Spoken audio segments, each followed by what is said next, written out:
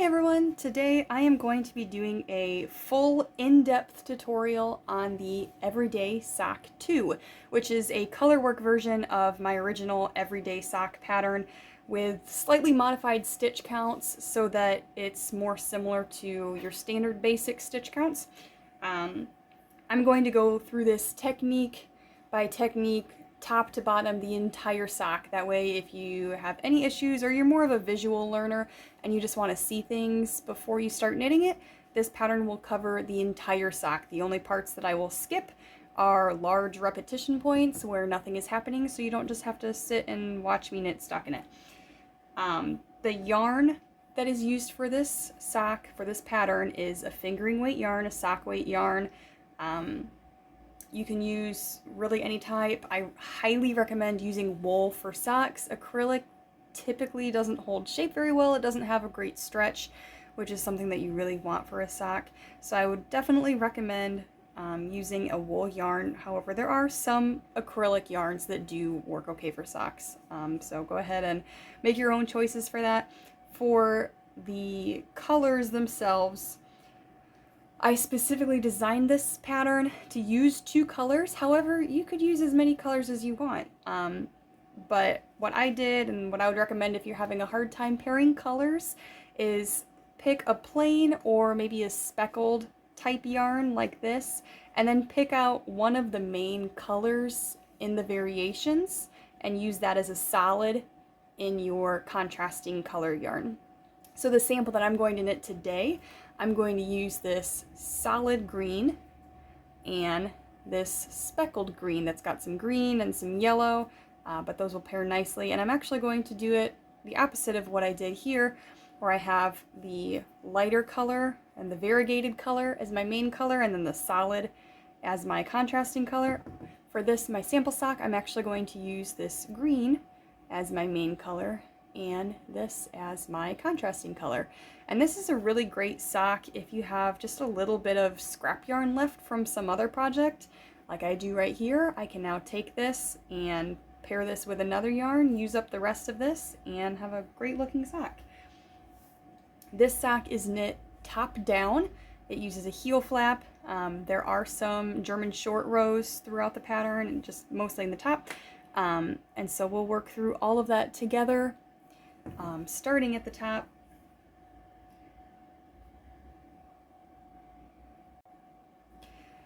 For sizes of this sock, this fits foot sizes anywhere from a 5-inch circumference to a 10-inch circumference, and what that means is right here. So your arch, you're going to measure around your arch, and whatever that number is closest to, that's the pattern, the size that you're going to knit. With a sock, typically you want to go down a size so that it's nice and tight around your foot, and if it starts to stretch out, it's not going to get loose in your shoe. So the equivalent would be 12.5 centimeters through 25.5 centimeters for those measurements.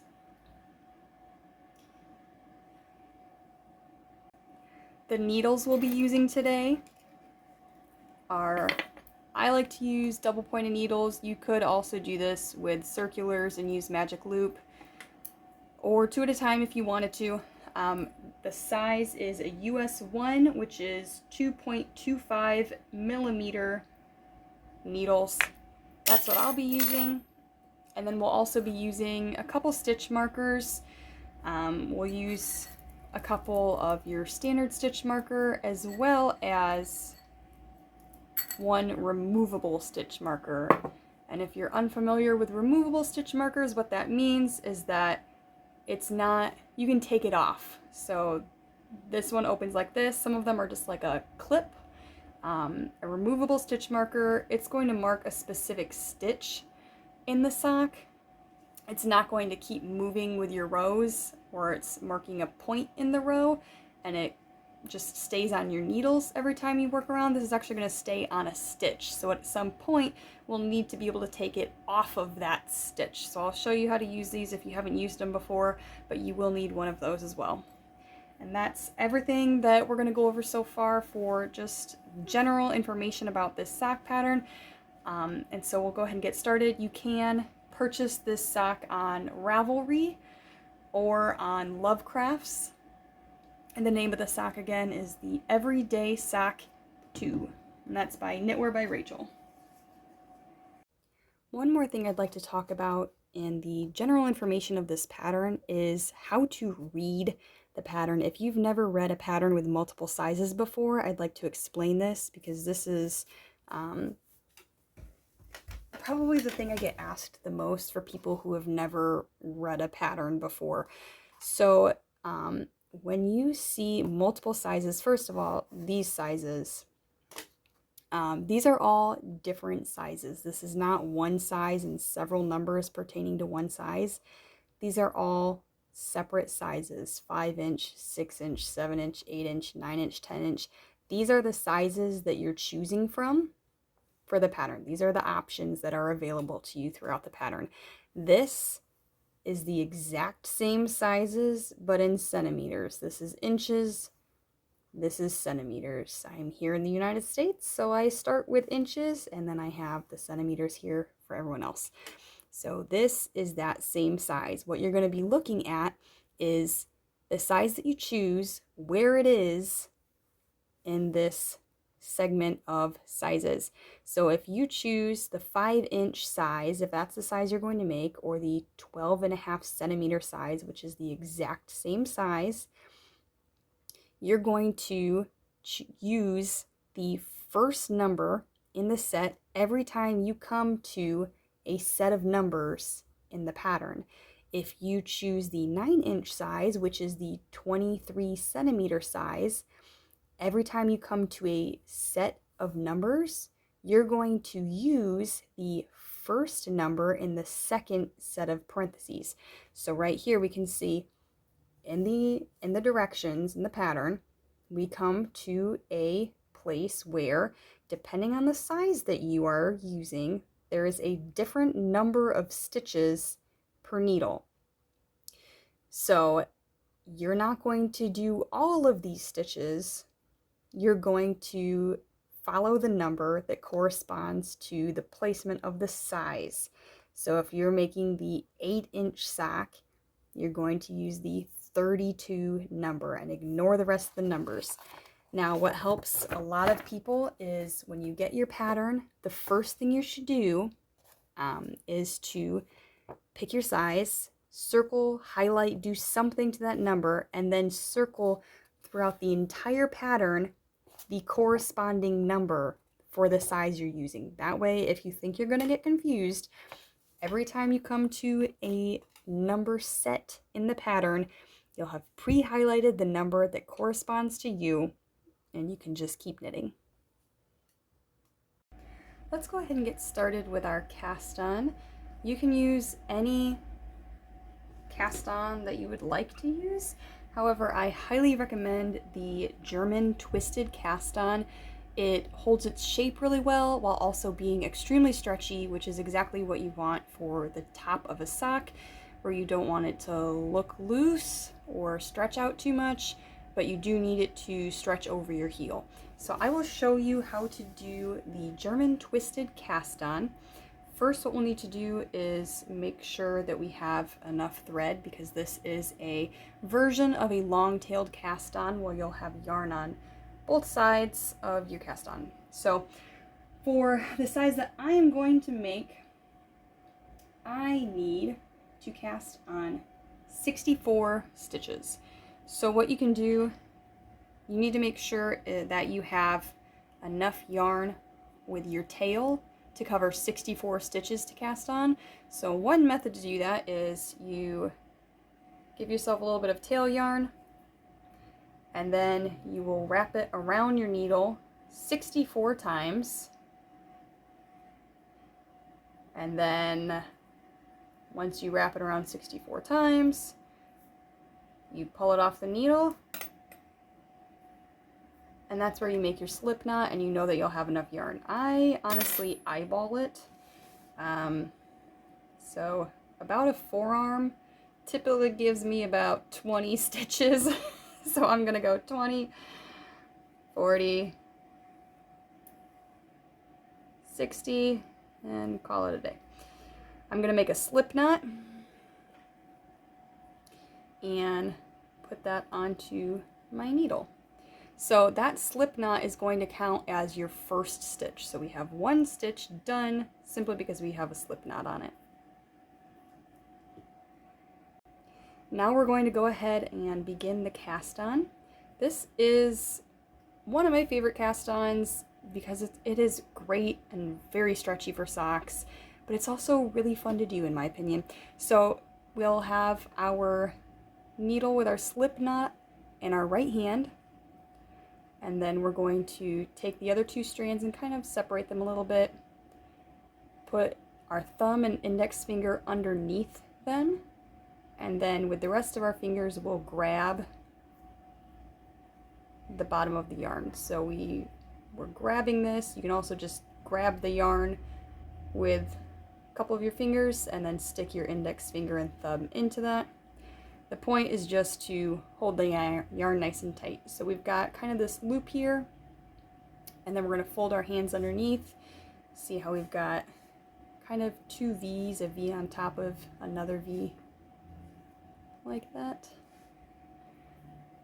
So what we'll do is we're going to go move our needle to the left of our thumb, move underneath both strands of yarn, and then put our needle down through the middle, through this little hole that our thumb is creating. We'll move to the left, our needle will come back up. We'll move to the right now, and clockwise grab the yarn from our index finger, come back over to the left, and then come out of this hole from our thumb and come back to the right, down and around, and pull it tight. So to help you understand what we're doing, we're coming underneath all the yarn on the left and we're going down into that hole. We're grabbing the yarn from the right clockwise, and then we're going to do what we just did in reverse, where we're going to come up, back through the hole, and come back out, and we've made another stitch. And when you finish your stitch, you want to pull it tight enough that you don't have giant gaps here, but not so tight that there's no movement between the stitches. So pull it enough that you can play with your stitches a little bit. And if that's what you need to do, test it, then stop every so often and see if you can still stretch your stitches apart. And I'll show you this one more time. We're going to go to the left of the yarn, underneath the yarn in our thumb, and then down through the hole. Grab the yarn from our index finger on the right, and then come back around and up through the hole and back around. And then we'll pull, and if you can see, let's take a look at this yarn right here. If I can get that to focus in, let's see if that helps. Alright, so you can see right now, this is very loose. You can see all the different loops in the yarn still. If you pull that a little bit tighter, that's what it should look like, where you can see space between each stitch at the bottom, but you can't see the individual strands of yarn in the loop. So I'm going to keep casting on, and I will cast on what the pattern tells me to do, the number of stitches for each needle. That means of the total number of stitches I'm casting on, that's 64 stitches, I'm going to place 16 stitches on each needle. So your stitches should be divided evenly between 4 needles. The 5th needle is going to be for working the sock. So I'm going to go ahead and cast on some more stitches, and if you've never worked in a loop before, worked in the round, I'm going to cast on my 16 stitches on this needle and move to the next needle so you can see what that looks like. So I have 4 on here already. There's 5, 6, 7, 8, 9, 10, 11, 12, 13, 14, 15, and 16. And then I'll usually stop for a second. I'll come back and double count my stitches as I'm going, just to be sure. 2, 4, 6, 8, 10, 12, 14, 16. All right, and then I'm going to set up as if I'm going to continue casting on, because I am, but I'm going to grab the next needle and I'm going to place this next to the previous stitch I made and cast on another stitch. And then I will just keep going like that. And I'll continue to cast on until I have 16 stitches on this needle and move to the next until I have my total of 64 stitches. I'm going to come back and make a note really quick about your cast on, your two different strands of yarn here. The yarn that you measured for the number of stitches you need, you're going to want that on the top wrapped around your index finger.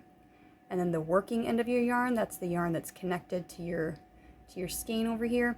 That'll be over your thumb, because that uses a little bit more yarn to make the bottom than the wrap. The yarn up here on the top, all that's doing is wrapping around the needle. The yarn on this side is locking it into place. And so that yarn that you wrapped around your needle or estimated like I do to measure for the specific number of stitches that you're going to be casting on, make sure that that's on the top around your index finger, and the extra loops that you're doing are happening around your thumb. Alright, so I now have all of my stitches cast on. You'll see that I have 4 needles dangling here, all with the same amount of stitches that the pattern told me to cast on. Now the pattern says we're going to place a removable stitch marker on the first stitch cast on. So I'm going to grab this right here, my removable stitch marker. The first stitch that we cast on is the stitch back at the beginning that does not currently have yarn hanging off of it. So what I'm going to do is I'm going to take my stitch marker and put it through the bottom of that stitch. You could also put it between the stitches if you wanted to. This stitch marker that I'm using is kind of a little bit big for this yarn, but that's all right. So I've got it through the base of that stitch, so that's locked in there. That's going to stay on that specific stitch as I'm knitting, and not between the needles or between the stitches on the needles and stay on the needle. I want it to stay on the stitch, not on the needle. Now the next step that the pattern gives me is to join in the round, being careful not to twist stitches.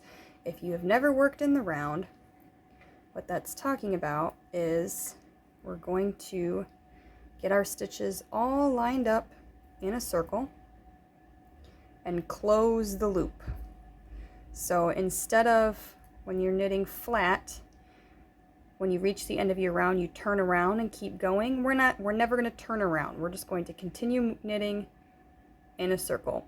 But before we do that, we need to make sure that our stitches are not twisted, which would mean if we're looking at the bottom of our stitches, these knots down here, if that was twisted around my needle when I join in the round, that twist is going to go through the rest of my sock, and you're going to end up with a warped sock, kind of like those old infinity scarves that had a twist where it was joined.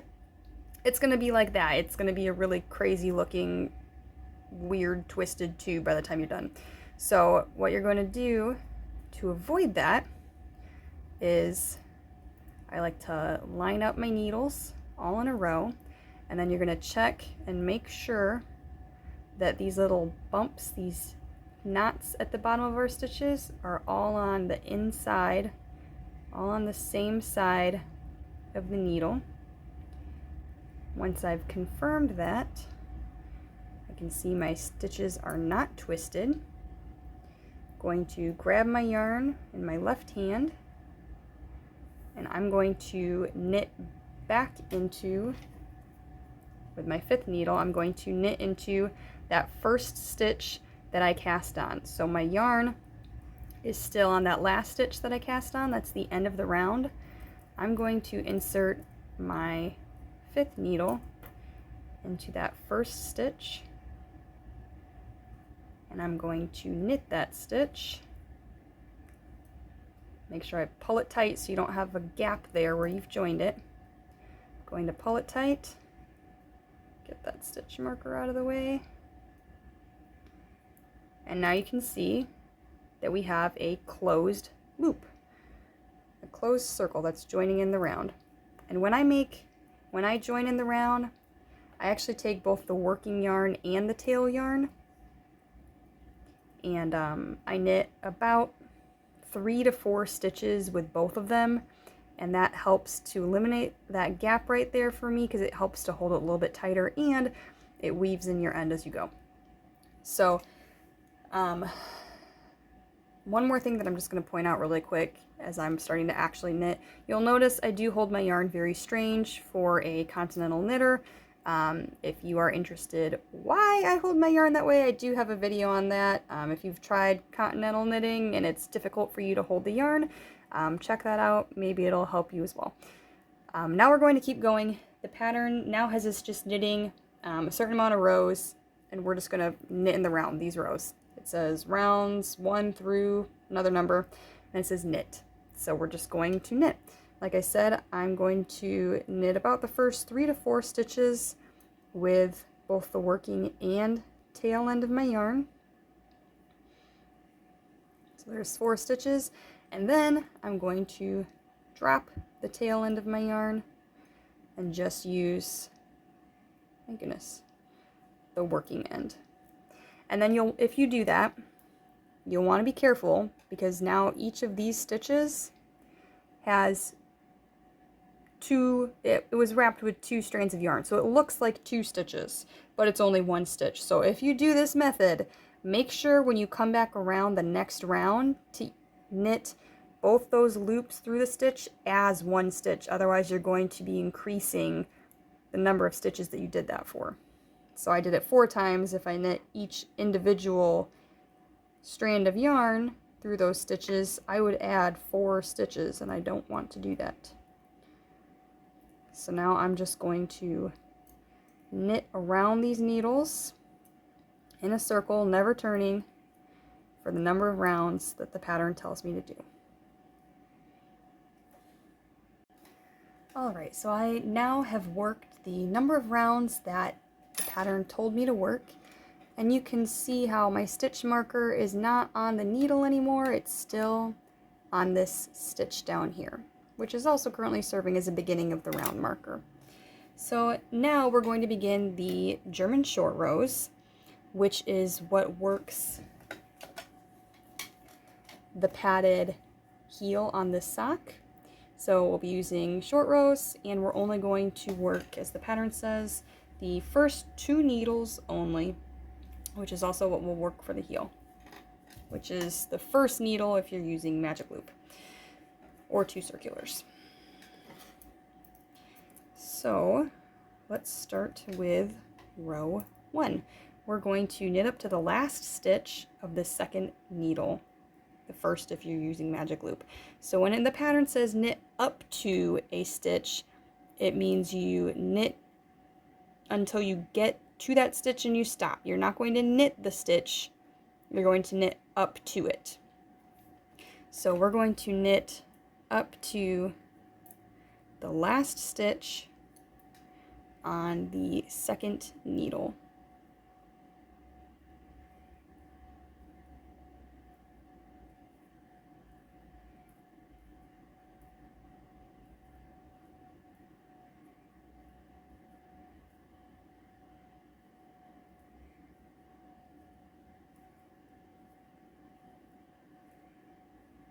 So there's the first needle.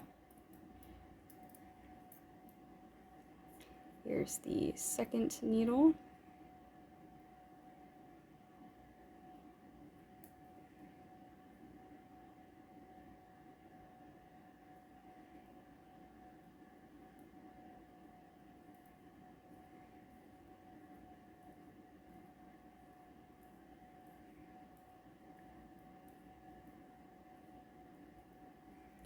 And now there's one stitch remaining, so I've knit up to that last stitch, but I'm not going to knit it, I'm going to stop. And now I'm going to turn, which means I'm going to take it and literally turn it around as if you've reached the end of a row when you're knitting flat. And you want to be careful not to pull on this one stitch or pull these apart too much, or you can make a gap stretching your stitches out that way. Alright, now I'm going to turn pages. So now we have row 2, and you'll notice that the wording changes from rounds, which is a circle, to row because we're moving back and forth in a row instead. We're going to MDS, which means make double stitch. This is the first stitch in German short rows. So what I'm going to do is I'm going to slip the first stitch purlwise to my right needle, and then I am going to pull up on the working yarn, pull it around my needle, and pull that tight. So I'm going to show you that one more time. Let's get that back over on my needle. Oh, but I've got my yarn in the wrong spot.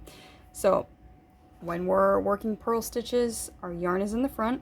So I'm going to hold it in the front. I'm going to slip that first stitch to my right needle. And then you're going to pull up on your yarn. You can see that that makes, we have one stitch. When you pull it up, move that down, I don't want to lose that stitch. When you pull up, it looks like it's 2 stitches because it's the bottom of the stitch, and we're going to wrap that around the needle and hold it tight. So it looks like 2 stitches, but it's 1 stitch, and that's why it's called a double stitch, because it's a stitch, but it looks like it's a double stitch. So we'll wrap that yarn all the way around the needle, pull it tight, and now we're going to purl up to the first stitch of the row. And again, up to means we're going to purl until we reach that stitch, but we are not going to work the stitch. So I'm going to purl back across this second needle.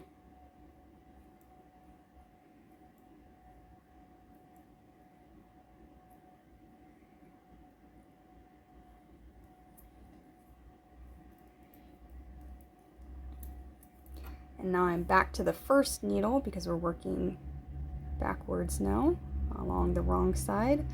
And I'm going to purl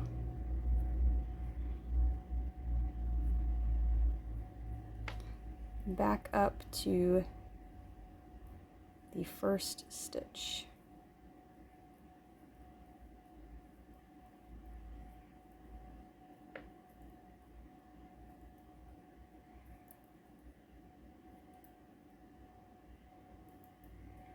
Alright, so there's the first stitch on the needle. I've purled up to it, but I'm not going to purl it. I'm going to leave it alone, and now we turn. So we'll turn it back over. And that's the end of round 2. Round 3, we're going to make a double stitch again. So when we're knitting, our yarn is in the back, and we're going to move the first stitch purlwise to the right needle. We're going to pull up on the yarn and wrap it around. So once again, we have another stitch that looks like 2 stitches, even though it's only 1. That's a double stitch. That's our make double stitch. And now we're going to knit to the double stitch. So we will knit, get some more yarn here. We're going to knit across the first and second needle until we reach that double stitch that we made on the other side.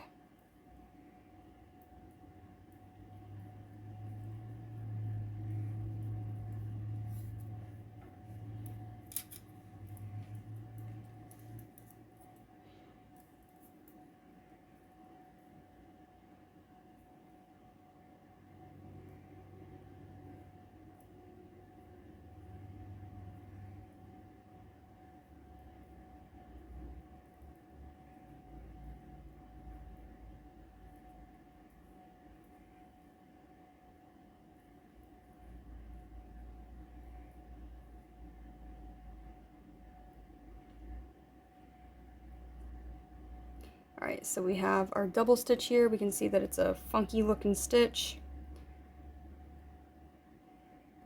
It looks like there's a stitch with a half a stitch coming out of it. So now we've reached that, and we are going to turn. So it says knit to the double stitch and turn. So we're going to knit to that funky stitch and turn it around. And now we're going to make a double stitch again. So that was the end of the third row. Now we're starting row 4, which begins with make double stitch. Every time we turn, we're starting a new row. So again, to make the double stitch on the purl side, our yarn is in the front because it's a purl. We're going to slip that first stitch purlwise, pull up on the stitch until we see those two legs, the double stitch, and then wrap it back around to keep it tight. And then we're going to purl to the DS, the double stitch, and turn again. So we are going to continue to purl now.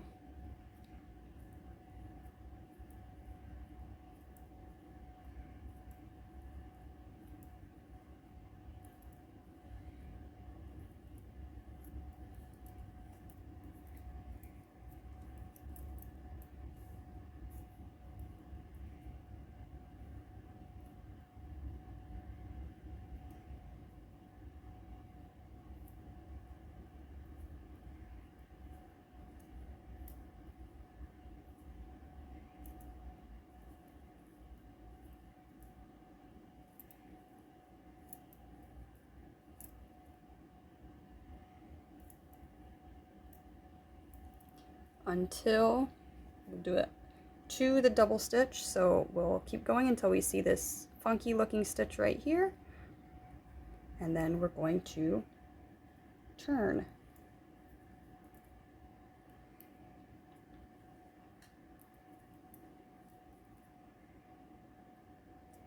And then we will repeat that. Oh, I've got myself tangled there. So now we're going to repeat rows 3 to 4, those last 2 rows that we worked, for the number of times, for the number of sets that the pattern tells you to work. So if it says to repeat it 1 more set, then you're going to repeat rows 3 and 4 1 more time. If it says to repeat it 2 more sets, you'll repeat rows 1 and 2 2 more times. So I'm going to do that, and I will meet you back here when I am done.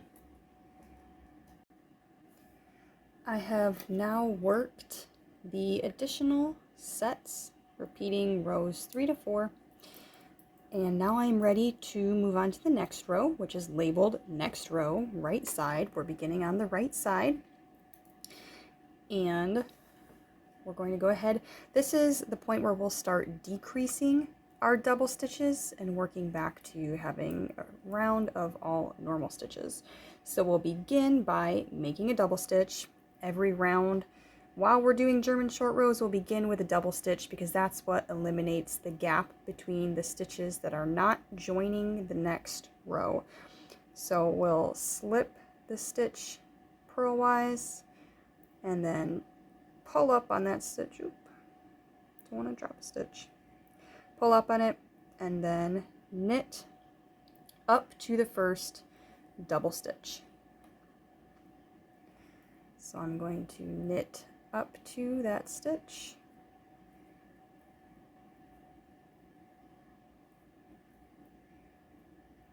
which again means not knitting the double stitch, but up to it. There's the first needle.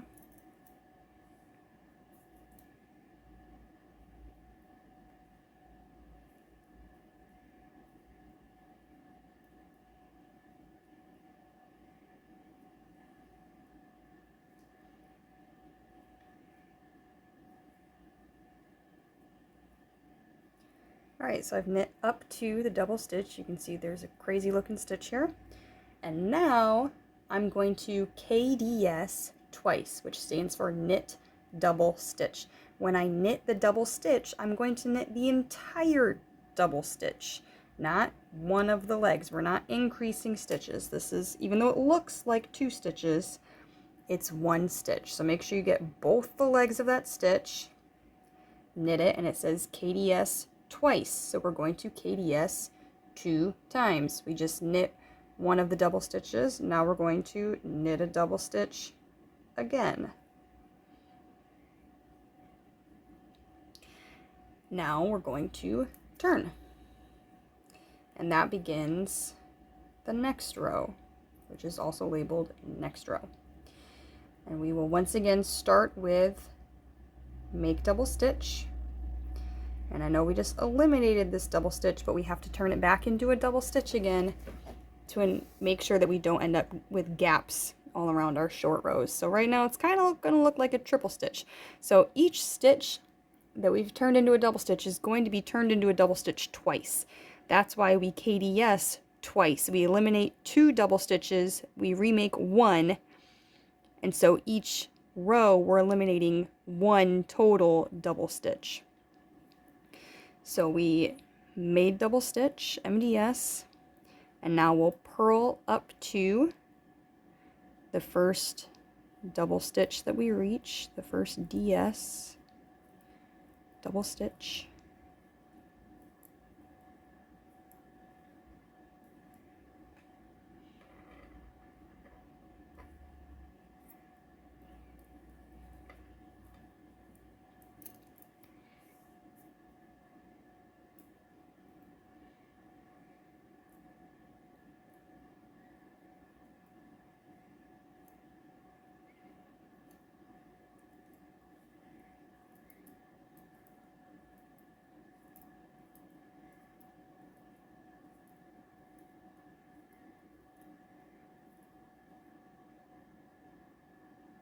Alright, so now I've reached the first double stitch. We can see that it's a crazy stitch. It's got yarn hanging over it.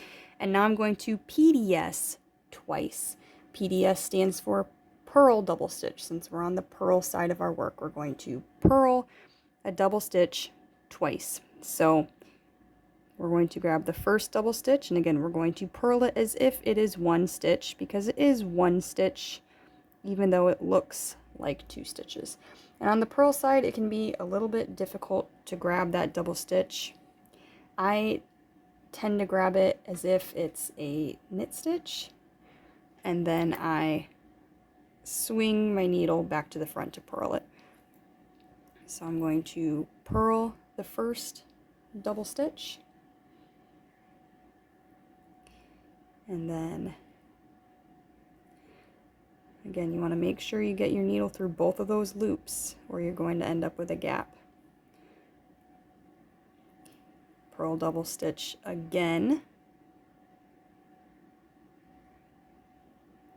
and then turn. And now we're going to repeat those last 2 rows until all but the last double stitch has been reworked, and I'll show you what that looks like when I get back down to it. So now I've finished the extra sets. You should have worked the same number of additional sets as you worked when you were repeating rows 3 to 4. And now you can see, since I eliminated all the double stitches on this right side and I haven't started a new row, I haven't made a new one, there are no double stitches over here currently. There is 1 over here from when I turned, so I'm down to 1 last double stitch.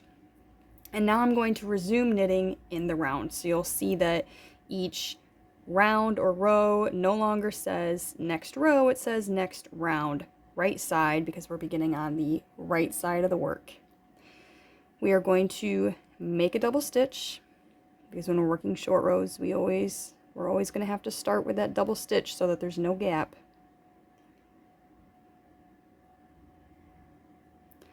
Make the double stitch and then knit up to that last double stitch on the other side.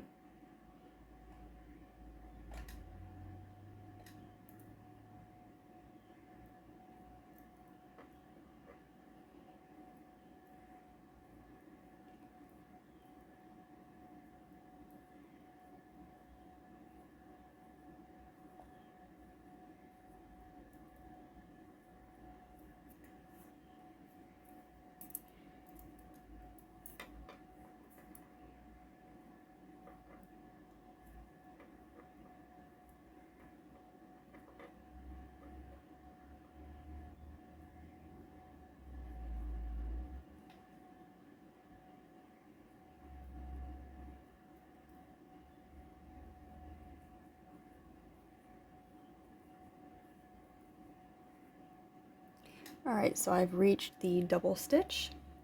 I'm going to knit the double stitch and knit to the end of the round. That means all the way to the end of the full sock round. We are done with just working the heel. When I knit this first stitch on the next needle, I'm going to pull that yarn really tight after I knit it to make sure there's no gap right here. Sometimes that stitch can get a little bit stretched out after it's just hanging there for a while. And I'm going to continue to knit all the way back to the end of the round, which is where my stitch marker is hanging. As you can see, I have knit all the way back to the beginning of the round. Here is my stitch marker hanging out right there. And I'm going to now move to the next round, which says knit 1. And then we're going to knit that double stitch. But sometimes you can end up with a little bit of a gap here. So if you end up with a little gap, which is possible when this stitch has just been hanging out for so long, instead of just knitting this stitch, I'm going to slip it, pick up a stitch in that gap, and then knit those two together as one stitch, and that'll close that gap up. So now I've reached my double stitch. Let's see if I can get this to focus better. My goodness, it just wants to focus on that yarn in the back, doesn't it?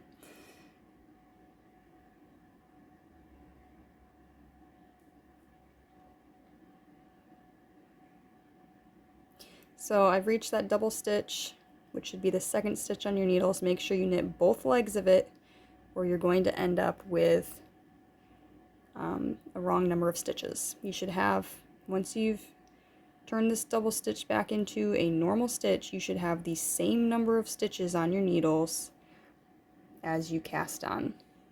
And with that double stitch knit, we are officially done with the German short rows. And it says knit to the end of the round, so I'm going to knit all the way back to the end of the round, and then I'm going to knit the number of rounds it tells me to knit, and then we will move on to the next section, which is the fold over cuff. Now we are ready to begin the fold over cuff section. So for round 1, we are going to pick up the stitch with the removable stitch marker from the cast on edge. So here's that stitch that's still got a removable stitch marker. We're going to pick it up, folding the cast on edge into the sock. So this is the cast on edge, fold it into the sock, not outwards, fold it in. This is what's going to form that nice raised padded heel. So we'll fold it into the sock. There's that stitch marker holding that stitch there for us.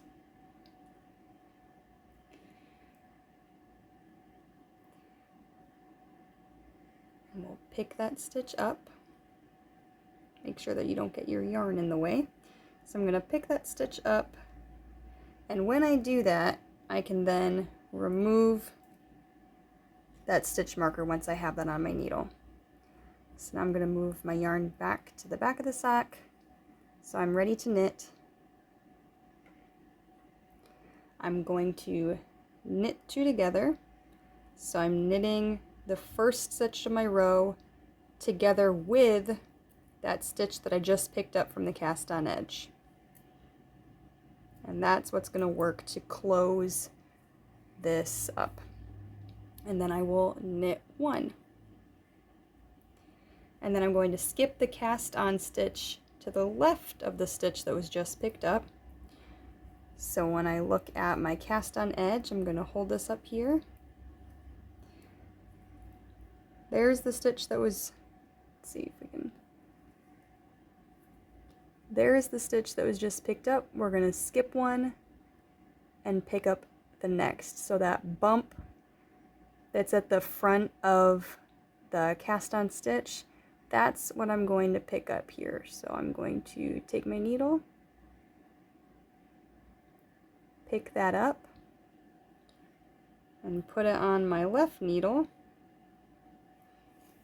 and then I'm going to knit those two together, and that hides that stitch and eliminates it so that we're not increasing any stitches here. All we're doing is closing up the cuff on this heel. And then we'll knit one, and then we'll repeat that. So we'll go back to our cast on edge,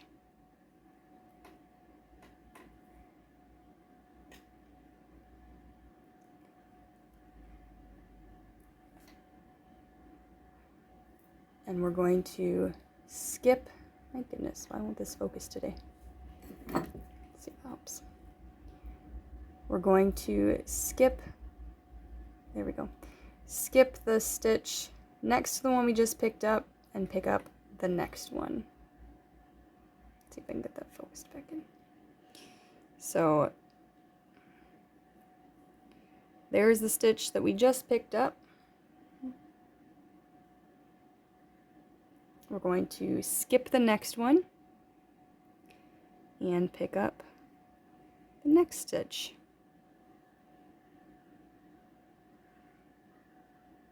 There we go. So we're going to keep picking up the bumps at the bottom of each stitch. So that we'll knit this one, we'll skip that one, we'll pick that one up, skip that one, and keep going.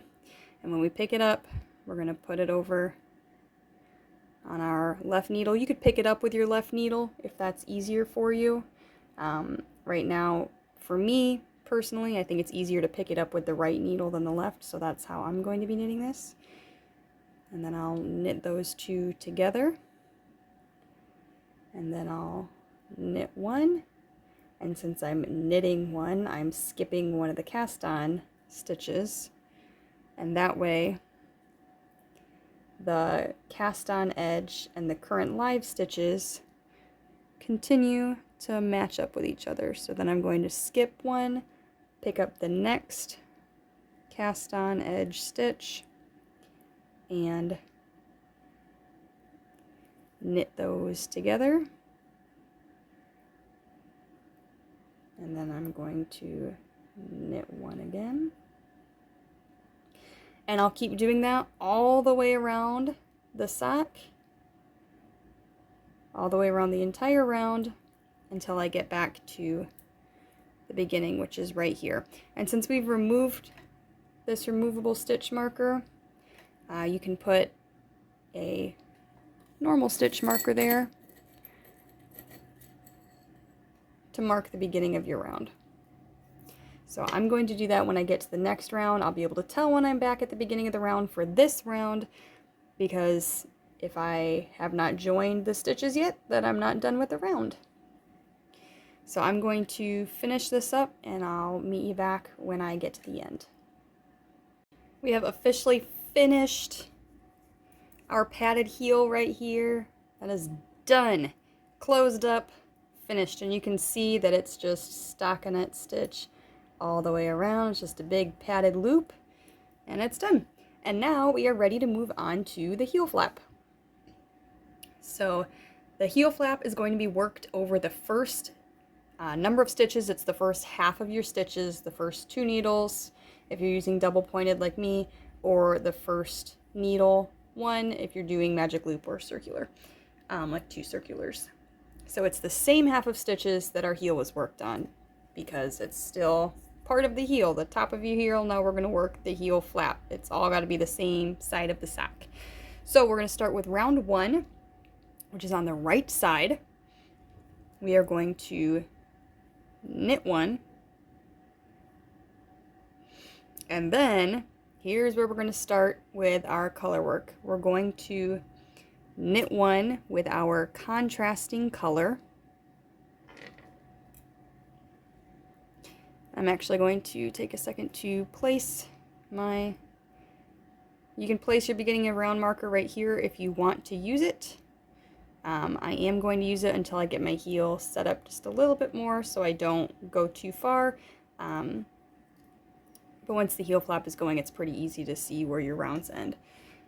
So this once again goes back to rows instead of rounds, since we're not working all the way around the sock. So we knit one, and now we're going to knit one in the contrasting color. So I'll grab my contrasting yarn here,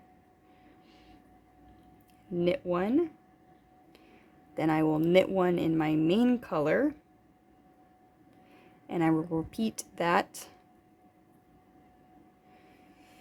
to the last stitch. So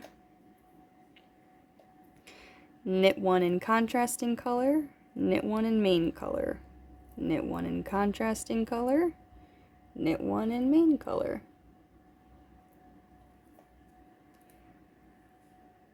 And we will continue this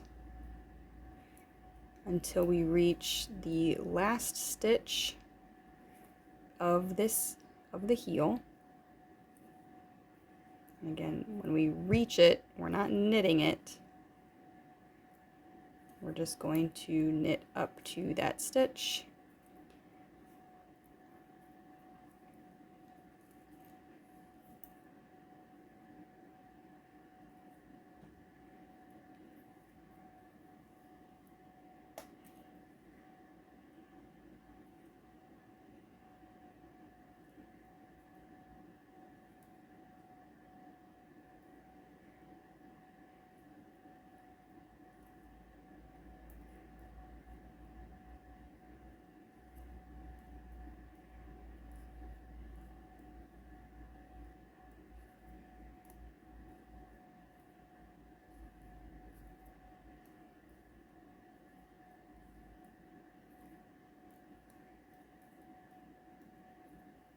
Alright, so we've done that until we reach the last stitch. And now we're going to knit that stitch in the main color. And then we turn.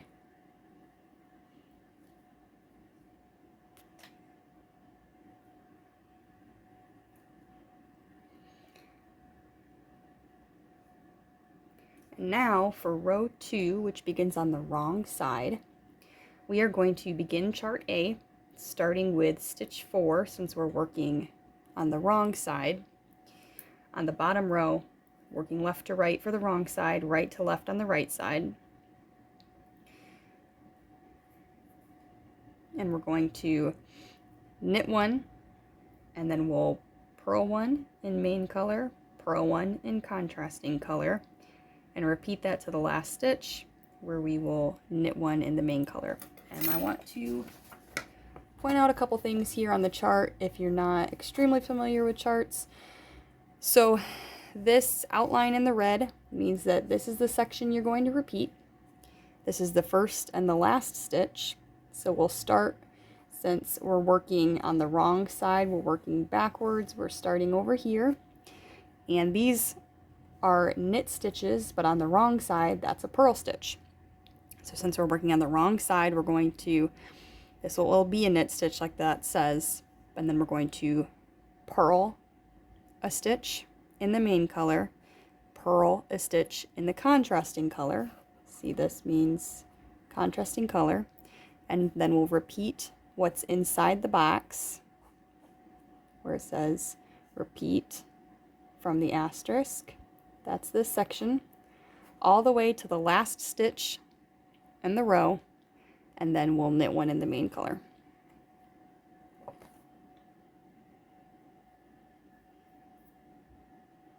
And now let's go ahead and do that. So this is row 2, starting on the wrong side.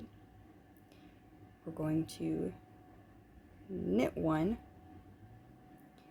then purl one in the main color,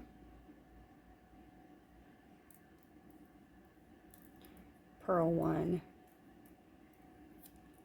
in the contrasting color, and repeat that across to the last stitch. So purl one in main color, purl one in contrasting color, purl one in main color, purl one in contrasting color. And you really want to make sure that you don't pull your stitches too tight here when you're switching back and forth between colors, because it could change the size of your sock. It's very easy for your gauge to get off one way or another when you're knitting color work, whether you start to knit a lot more tight, or if you're being cautious of how tight you're knitting and you start knitting too loose. It is important to check your gauge while you're doing color work to make sure that it's not too far off.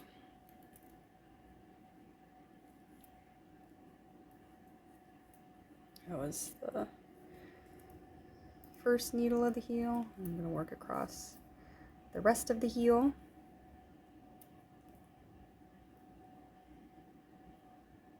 Oh, you know what? I just got my yarn behind a stitch. So I'm going to undo that, bring my yarn back to the front. It'll happen sometimes when you switch needles, if you got to make sure that your yarn stays on the right side of the work that it's supposed to be on. So for the purl side, in this case, your yarn should be in the front. Otherwise, you can trap your yarn in the back, and you will see that on the finished sock. So be careful of that.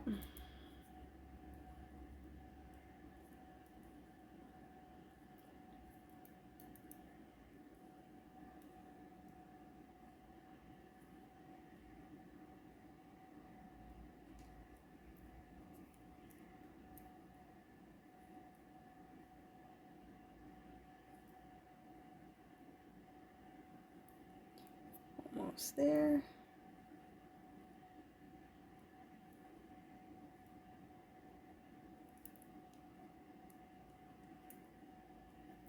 Alright, and now we're back to the first stitch, which we're just going to knit in the main color. And I dropped my stitch marker, but that's alright. Because now that I have my contrasting color in there, I can very clearly see which needles are the heel and which needles are not the heel, if this didn't give it away enough. So now I am going to go ahead and move to the next round.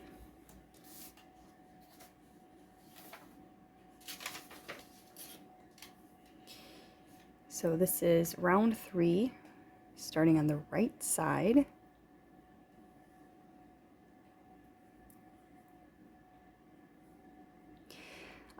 It's important that you lock your yarns at the edge every so often so that this doesn't get separated from the side, create a gap.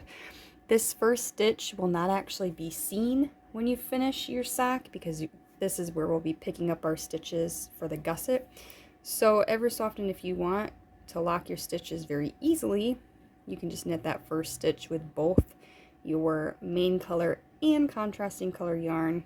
But then when you get back to it, just make sure that you remember to knit that as one stitch and not 2 separate stitches. So now we're going to work row 2 of chart A, and we'll be working right to left for right side rows. And so we're going to knit 1, which we did with both of the colors to lock that in on this round. And then we're going to slip 1 and knit 1. So this full row is going to be done in the main color, but we will need the contrasting color when we get to the other side and turn around. So we're going to have to carry the contrasting color yarn across the row. So we'll have to trap it behind every 4 to 6 stitches. So I'm going to go ahead and trap it. Let's see, let's just do it right here. So I'm going to wrap my contrasting yarn around my needle as if I'm going to knit it, and then wrap my main color as well, and then unwrap my contrasting color.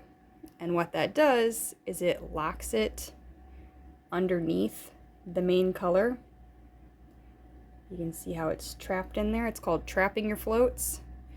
And then I'm just going to keep working. And by doing that, instead of having this yarn just loose along the heel of my sock on the inside, it'll be trapped in every so often. And so it'll be stuck into the sock, tucked into the sock. Your toes aren't going to get caught on that yarn as you're putting your sock on. And that'll be a little bit more easy to see once we've worked a few rows. I can show you what that looks like. And I'm just going to do that every 4 to 6 stitches is plenty since these stitches are so small. If you're making this sock in the smallest size, so say you're making the sock for a toddler, you might want to trap your, oh, that's slip. You might want to trap your yarn a little bit more often since they have such tiny toes. If you're worried about their toes getting socked when they're getting stuck while they put the sock on, you could trap it as often or inoften as you would like. But my recommendation is 4 to 6 stitches.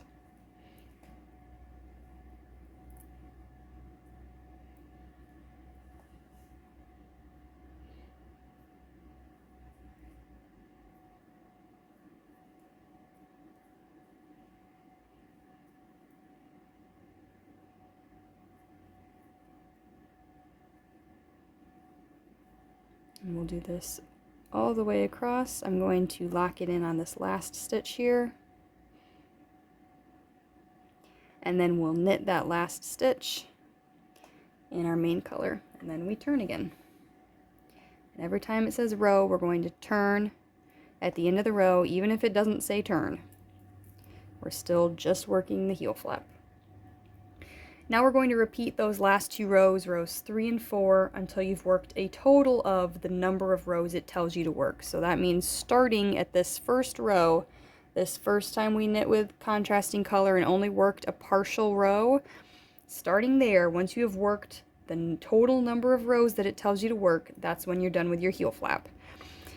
And one last note here on the yarn float, so you can see there how that looks, how it's trapped behind the stitches. There's not, if we didn't trap them, we would just have this across the back of our sock. And that doesn't look good, and our foot would get stuck in there. It would be very annoying, irritating. So when you trap your floats like that, you can, it's all you're doing is twisting your yarn. You can do it by hand if you want to just twist it, but this is a much easier way to do it. And it just holds that yarn that's floating in the back to the sock so that it's not in the way. Now I'm going to continue to repeat these 2 rows until I've worked the total number of rows that it tells me to work, and I will meet you back when I have finished. Alright, so we've now worked all the rows of our heel flap, and we're ready to begin the heel turn, which begins on the right side again. So here's the right side. Here's what the wrong side looks like now. You can see all the trapped floats back here of our contrasting color. And another note I'm going to make about the floats is that you want to make sure that you don't trap in the exact same spot every time. I alternate every other row. In this case, since it's every other stitch, it doesn't make as much of a difference aesthetically.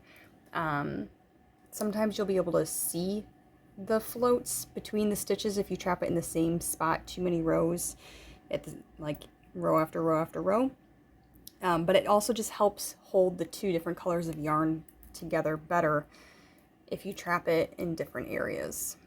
So maybe trap it on the first stitch, the first row, and then the next row come back and trap it on this stitch instead and alternate that way.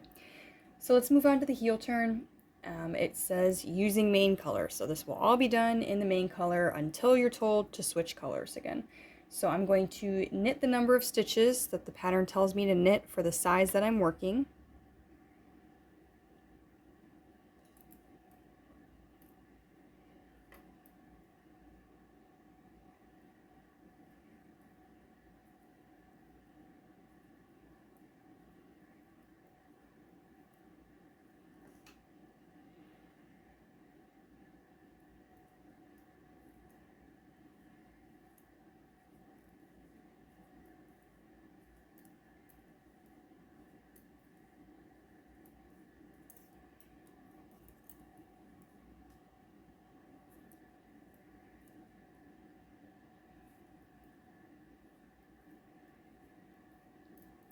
And then I'm going to double check. I'm going to count my stitches just to make sure.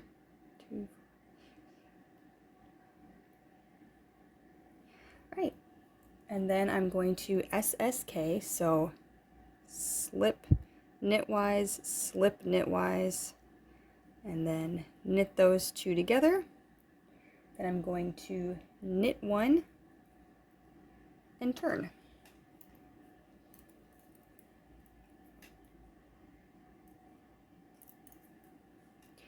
I'm on row 2 now, wrong side, slip 1, so you'll slip 1 stitch purlwise, you just move it to the right needle without knitting it.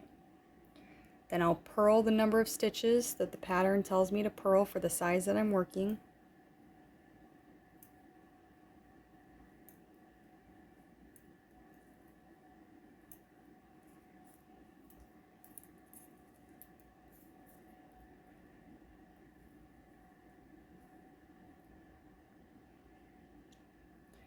And now I'm going to purl 2 together,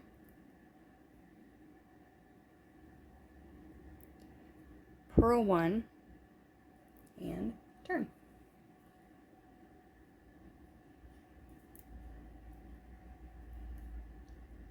Then I'm going to move on to row 3, which says slip 1. So I'll slip 1 stitch purlwise to the right needle without knitting it. Then I'll knit to 1 stitch before the gap. So I'll show you what that means if you've never knit a sock before.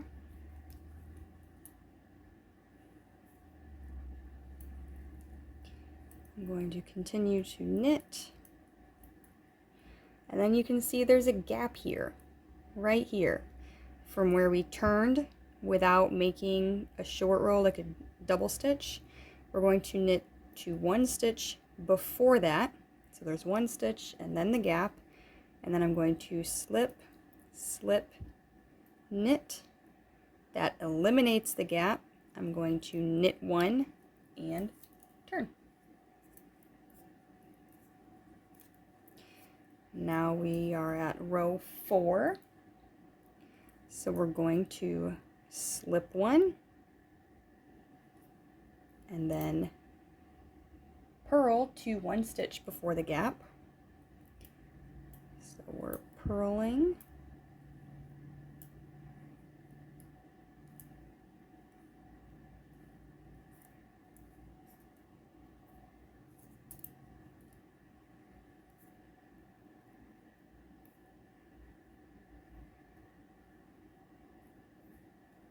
And you can see there's our gap.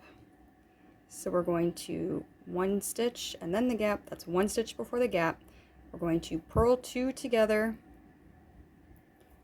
purl 1, turn. And now we will repeat rows 3 and 4 until all of the stitches have been worked. Being worked means being used. So it's been knit together, purled together, knit 1 or purled 1, that it's been used. And so then you should have, it gives you the number of stitches that you should have remaining on the heel. So I'm going to continue to repeat rows 3 and 4, and I'll show you what it looks like when we're done with that. We've now finished the heel turn, as you can see. So now I have the stitches remaining that the pattern tells me I'm going to have left. I have worked every single stitch, and we can see that this is shaped really nicely from those short rows. So it's shaped to fit the back of your heel now. And it's turned the sock, so now we're knitting this direction instead of downwards, and we're ready to begin the rest of the foot. Now you can see we are about to begin a right side row, so this is the gusset now. So we're going to knit the number of stitches it tells us to knit, which should be the first half of your heel stitches.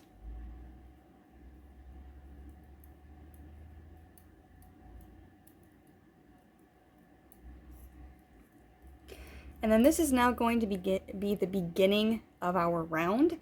Instead of up here at the beginning of the heel, it's now going to begin down here at the bottom of the foot. And part of the reason for this, this is just the way every heel flap sock goes, but one of the reasons that it's really great when you're doing a color work sock is that anytime you change your color work, if you have a little bit of a jog between the colors, it's going to happen on the bottom of your foot, so you're never going to see that. So this is where the beginning of our round will now begin. You can place a stitch marker here if you need it to remember the beginning of the round. I typically don't because of the shape of a sock. For me, it's pretty obvious when I'm knitting where the beginning of the round is. However, since we are doing color work, I am going to, on this sock, place a beginning of round marker, which is my little sheep. I call it my beginning of round marker. And then I'm going to knit to the end of this needle. So with needle 1, which is what this will now be, I'm going to knit the number of stitches it'll tell me to stitch, which goes to the end of this needle. And now we've arrived at this giant gap from the heel flap. And now we are going to, with the same needle, pick up and knit along this next edge all of the garter ridge bumps, plus 1 stitch. So you can see each of the bumps from the garter ridge. We're going to pick each one of those up. I actually like to pick up between the bumps. For some reason, I've found that that makes a little bit neater edge. If you want to pick up the actual bump, feel free to do that. I know a lot of people do. I have the best chance of not having gaps and holes when I do it this way. So this is my preferred method.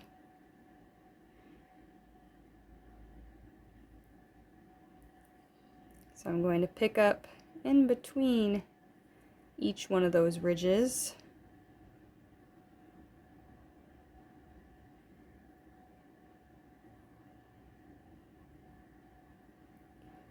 All I'm doing is putting my needle in between the ridge, in between the first stitch and the next one. I insert it in like I'm inserting it into a knitwise into a stitch on my needle. I'm going to wrap the yarn around and pull it through just like I'm knitting a stitch.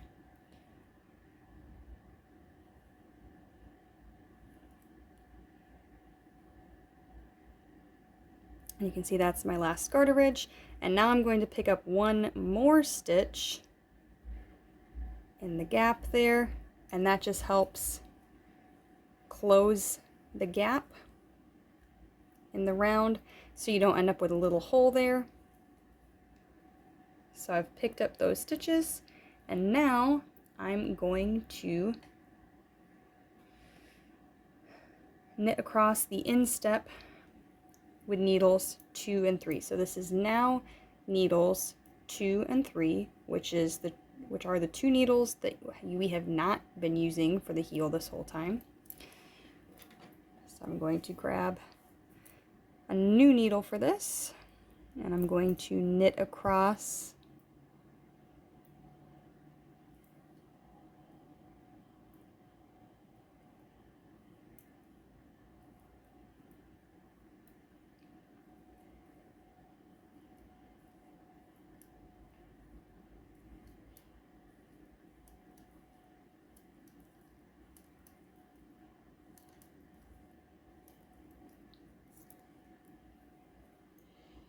was needle 2. Here's needle 3. I'll knit across this as well.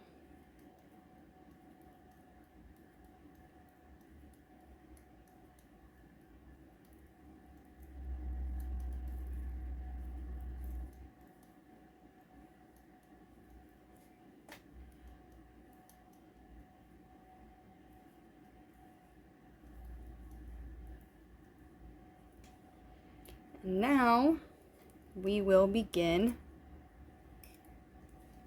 to pick up stitches along this next edge. Now we'll begin our 4th needle. So we're starting a new needle when we're picking these stitches up. And again, we're going to start by picking up 1 stitch in this gap here.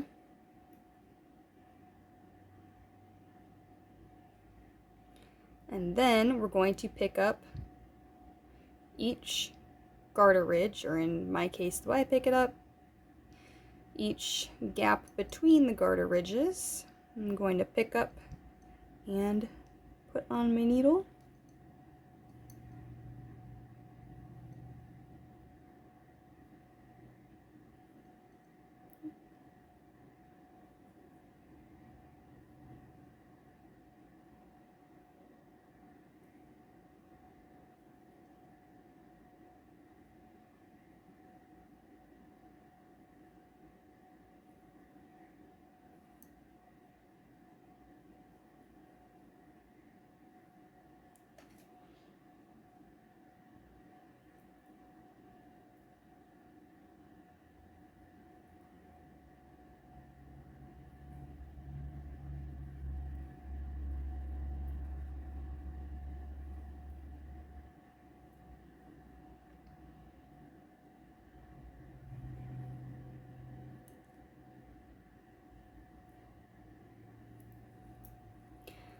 Alright, and pick up the number of stitches that it tells you to pick up, and then you're going to knit to the end of the round. So with this same 4th needle, I'm going to knit the stitches off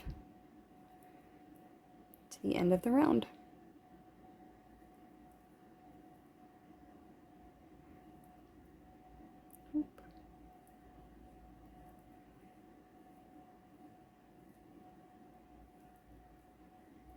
So that is round 1 for the gusset.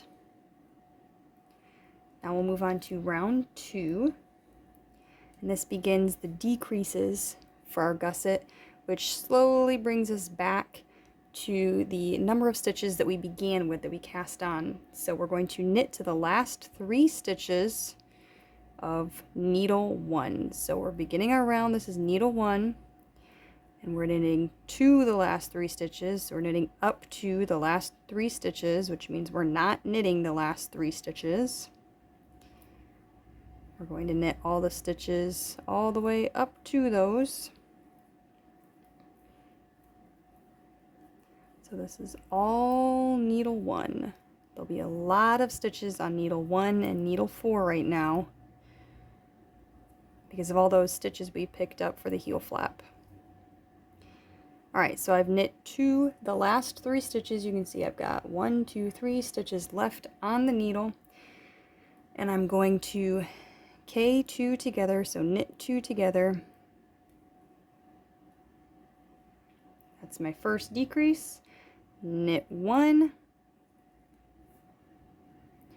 Now I'm going to knit across needles 2 and 3, which is this top part of the foot, the instep.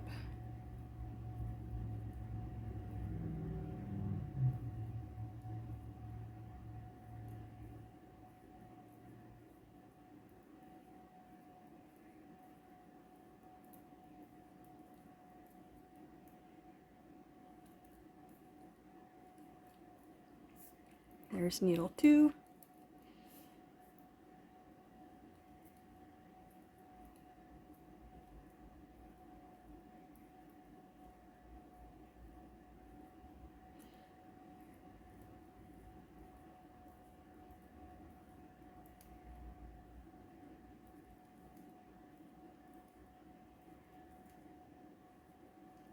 There's needle 3.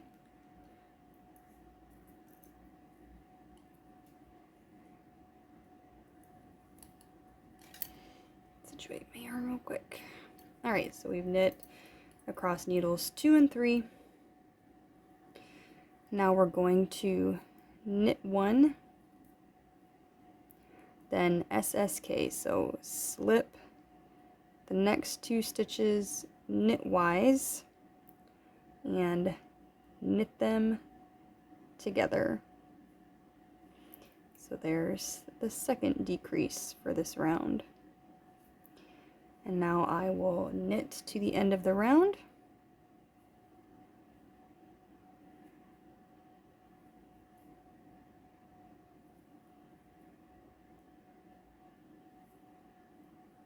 Split some stitches there on the pickup, but that's all right.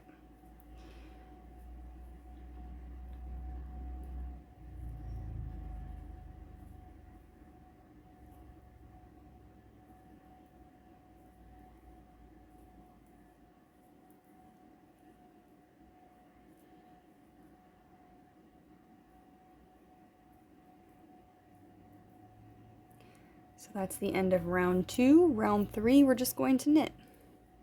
So basically at this point of the sock, we're going to decrease every other round until we once again have the number of stitches that we started with. So we decreased on the last round, and now we're just going to knit across.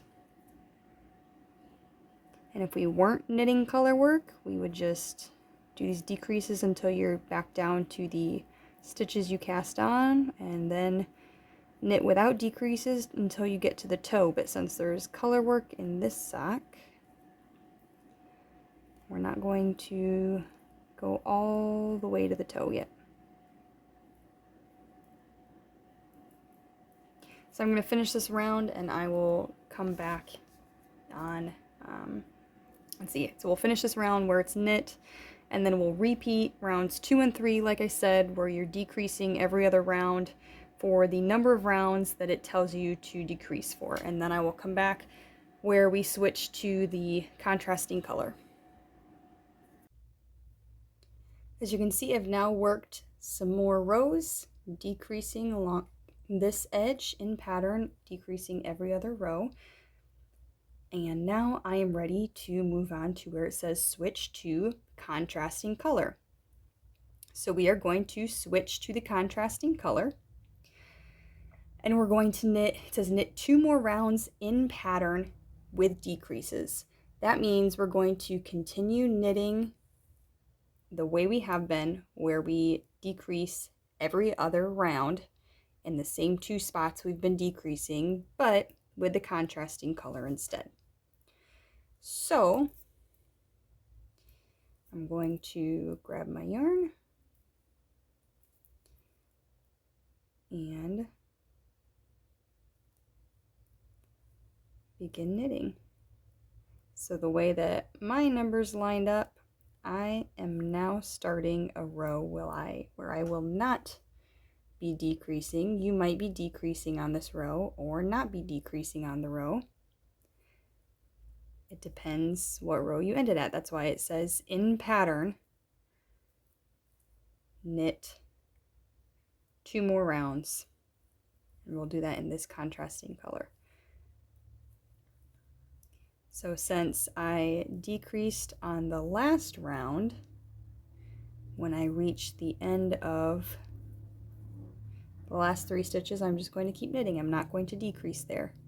The next round that I knit in the contrasting color, I'm going to decrease when I reach those last 3 stitches on the first needle, like I have been doing.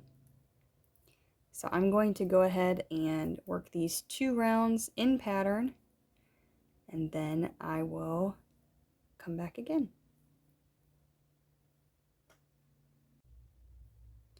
As you can see, I've now worked some more rows, decreasing along this edge in pattern, decreasing every other row.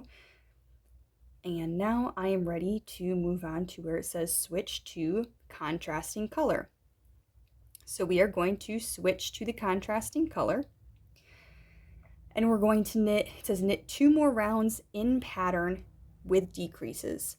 That means we're going to continue knitting the way we have been, where we decrease every other round in the same 2 spots we've been decreasing, but with the contrasting color instead. So I'm going to grab my yarn and begin knitting. So the way that my numbers lined up, I am now starting a row where I will not be decreasing. You might be decreasing on this row or not be decreasing on the row. It depends what row you ended at. That's why it says in pattern, knit 2 more rounds. And we'll do that in this contrasting color. So since I decreased on the last round, when I reach the end of the last 3 stitches, I'm just going to keep knitting. I'm not going to decrease there. The next round that I knit in the contrasting color, I'm going to decrease when I reach those last 3 stitches on the first needle, like I have been doing. So I'm going to go ahead and work these 2 rounds in pattern, and then I will come back again. I've just now finished working my 2 rounds in the contrasting color, and I'm ready to move on. Now it says to switch to main color. So I'm going to continue as established with the decreases until you have worked blank number of rounds of the gusset. So what this means is we're going to continue as established, decreasing every other row in pattern. So if you did not decrease the last round, you're going to decrease this round. If you did decrease last round, you won't decrease this round. You're going to continue in pattern, and you're going to continue to do so until you have worked the number of rounds of the gusset that the pattern tells you. So you will count those rounds off of the stitches that you picked up here. So if this is the stitch I picked up, here's round 1, 2, 3, 4, 5, 6, 7, 8, 9, 10. So I have 10 rounds, and I'm going to continue until I have worked the number of rounds that the pattern tells me to work. So I'm going to switch back to my main color now and continue working. Since I did decrease in my last round, I am going to not decrease this round, and I will meet you back when I am at that point. So now I've worked the rows in main color that it tells me to work. So I have worked the number of rounds past the gusset. That starts counting with the round that you picked up. Picking up stitches is the first round of gusset. So I've counted from there, and I have the correct number of rounds. And now I'm going to move on to what's called the next round, which says begin chart B from the first stitch of row 1 and repeat row 1 across this full round. And this should be a decrease round in pattern regardless of what size that you are knitting. And the decreases will continue until there are once again the number of stitches that you cast on. And so I counted my stitches, and I know that I have 2 more rounds of decrease until I am done decreasing. Once you reach that initial number of stitches that you cast on again, you're done decreasing. You will not decrease anymore at that point. So I'm going to begin chart B from the first stitch of row 1. So we'll be using our contrasting color yarn again. So the first row, that's the bottom row, stitch 1, shows that I'm going to start with my contrasting yarn, and I am going to repeat the pattern across the round.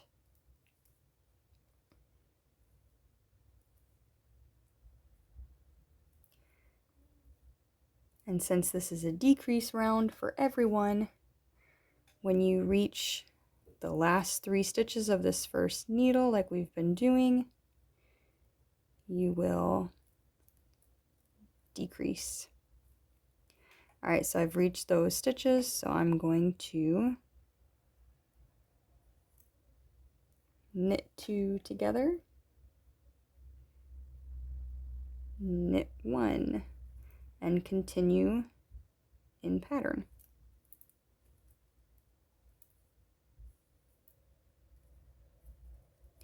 And you can see that this stitch is just alternating back and forth between main color and contrasting color,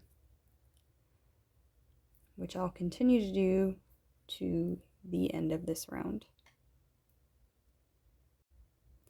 I've finished the first round of chart B. Now for the next round, I'm going to repeat the next row of chart B across this round. So this will be the second row, beginning with stitch 1 again, which shows that I'm going to start with my main color. And I am going to now repeat this row of the chart. Let's see. Oh, hang on. this row of the chart all the way across this round of the sock. And since I decreased the last round and we're knitting in pattern, we will not decrease this round. And be sure to count the number of stitches that you have after this round so you can see if you're done with your decreases or not. Once you're done with your decreases, you will continue to work in pattern without more decreases in the future. So I'm going to finish this round and I will meet you back again. We've now worked the second round of chart B and we're to the next round, which is the last row of chart B. This should be another decrease round if you are still decreasing. So we'll work the third row of the chart, the last row, and repeat that. Let's see. We'll repeat that all the way around this round. You might be able to hear my kids in the background. They got home from school, so I apologize if it's distracting at all. And remember that this is a decrease round. If you are still decreasing, be sure to count your stitches after each time you decrease to make sure that you know when you need to stop and you don't decrease too far.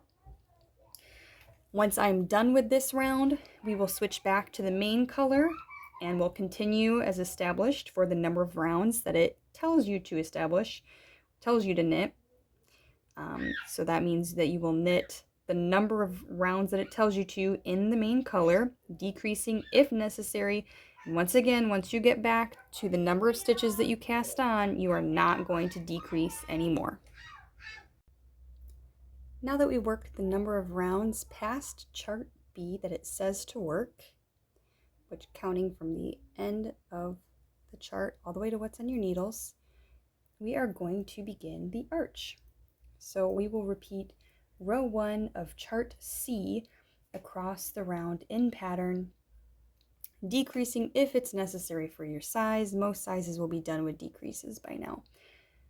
So the arch should look familiar because the pattern that you'll be working is the same as we did in chart A for the heel flap.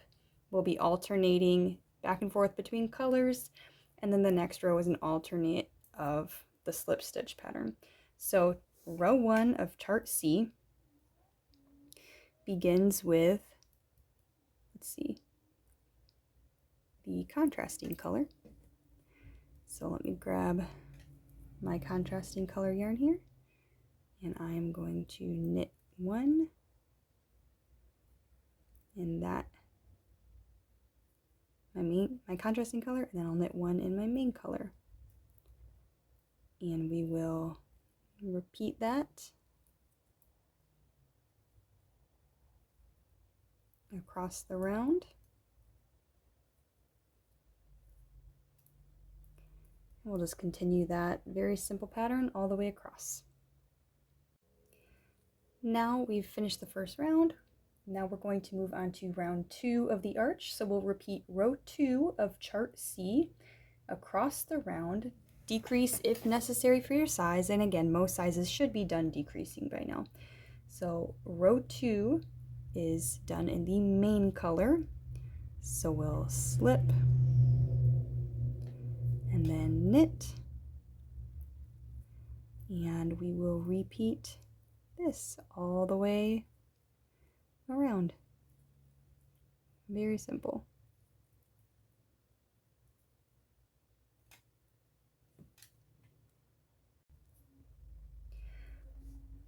We will now repeat those 2 rounds, round 1 and 2, for the number of rounds that it tells you to work.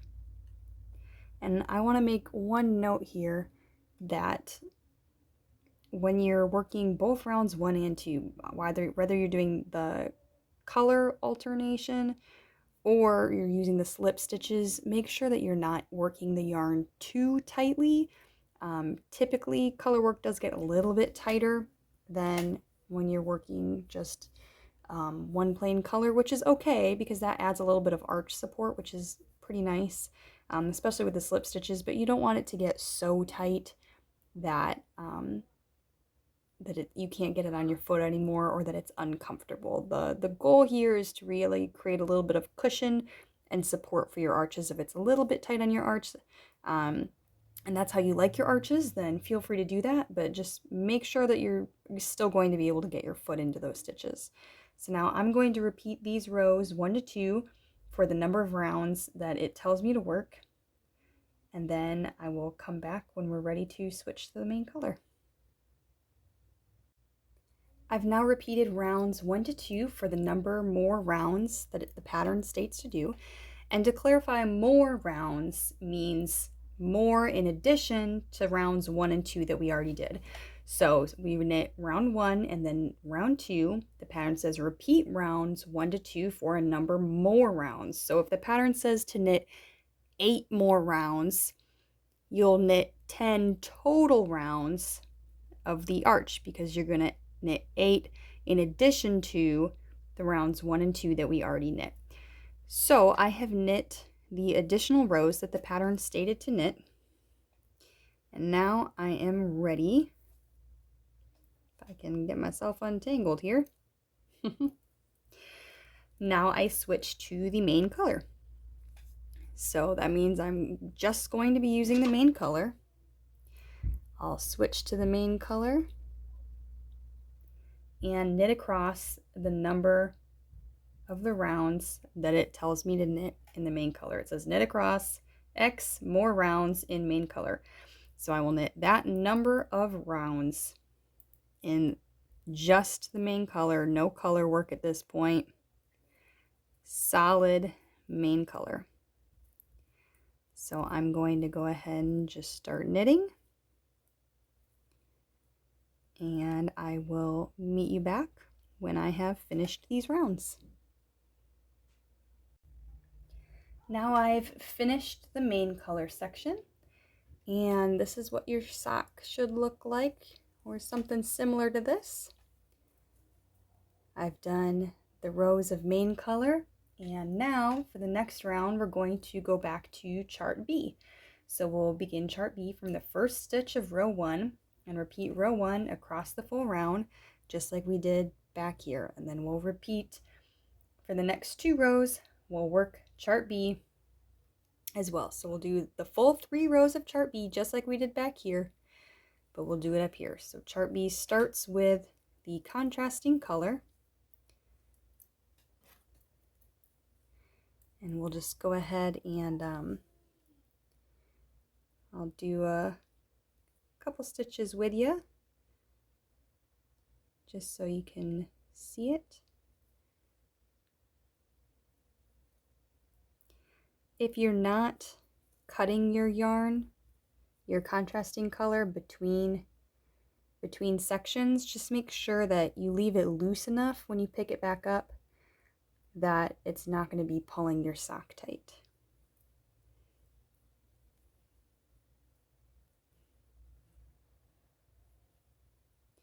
Another thing you can do in the back is trap the floats of your contrasting color in the back here if you're just going to pull it up like I do. Now, I'm not worried about my toe getting stuck on that when I'm putting my sock on, since it goes straight down instead of across. But you can cut your yarn if you'd like and start back over. I just don't like weaving in all those ends. So I just carry the contrasting yarn to each new section. So you can see that we've set up the new pattern for chart B, where we go, we just alternate between the contrasting color and main color. And so I'm going to repeat this and then follow the pattern for chart B like we did previously. And I will knit that full chart, and I will meet you back again at the end of chart B. Here we are at the end of our 3 rows of chart B. So now we're going to switch to main color again.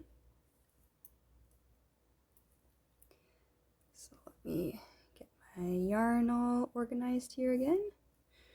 We'll switch to main color. So I've got my main color ready to go. And that means again that we're going to just use the main color until told otherwise. So we'll be knitting solid main color, and we'll knit across the number of rounds that it tells us to knit. So I'm just going to start knitting.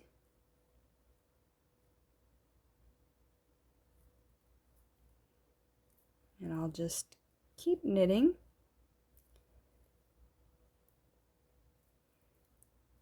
Each full round in this main color solid green yarn until I've knit the number of rounds that the pattern tells me to knit in the main color alone.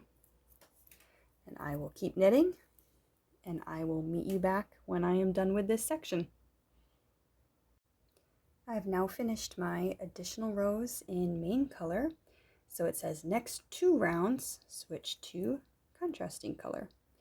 So I will now grab my contrasting color yarn, and I will knit 2 rounds. Oh, where'd my needle go? There it is. I'm now going to knit 2 rounds in my contrasting color.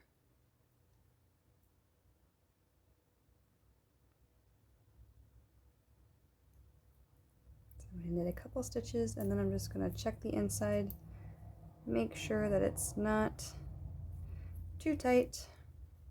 It looks good to go. So I'm just going to continue knitting.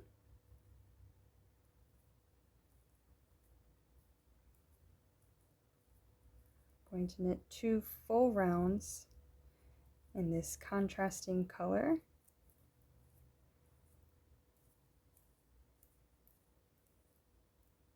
And I will meet you back when I am done with these 2 rounds. And this is what our socks should look like at this point. At the end of our 2 rows, our sock should now look something like this. A little bit crazy looking while it's unblocked, but this is about what it should look like. Now we're going to switch back to the main color and knit across the number of rounds that it tells you to knit, and that should put you about ready to start the toe.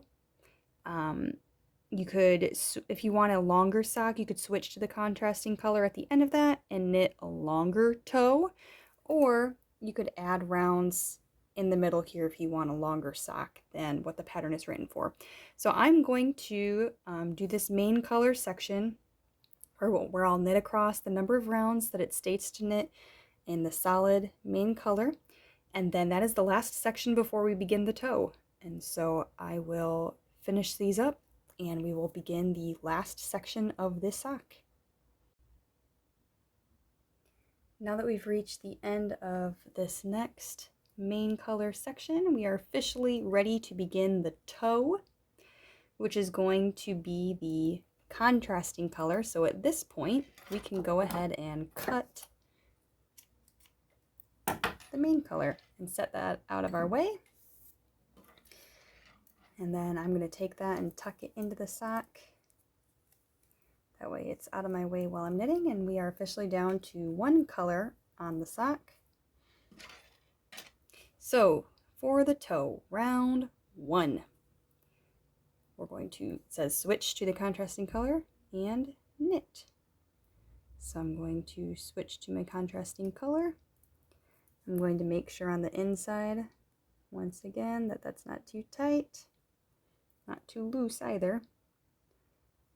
And I'm going to knit.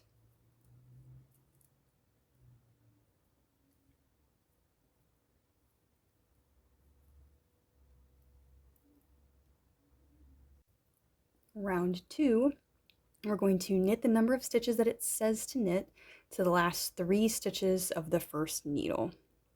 So if you're working double pointed needles like I am, you're just going to knit up to the last 3 stitches of the first needle. If you're knitting magic loop or with 2 circulars, knit the number of stitches that it tells you to knit. Then we're going to knit 2 together, knit 2, so that's the last stitch on the first needle. We'll knit the first stitch on the second needle, And now we're going to SSK, slip to knitwise, and then knit them together. Now we're going to knit the number of stitches that it says to knit to the last 3 stitches of the third needle. So we're going to finish the second needle, or the first needle if it's magic loop or 2 circulars, and then you should be knitting the exact same number that you did on the first needle to get to the last 3 stitches. So if you're knitting double pointed needles like I am, you're going to knit up to the last 3 stitches on the third needle,